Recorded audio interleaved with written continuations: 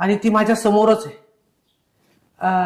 काय? माझी समस्या अशी होती की मला अजूनही कळत नाहीये की मी इथं बसू का खाली बसू. बस तू. बस. हो. माझ्या लग्नाचं काय?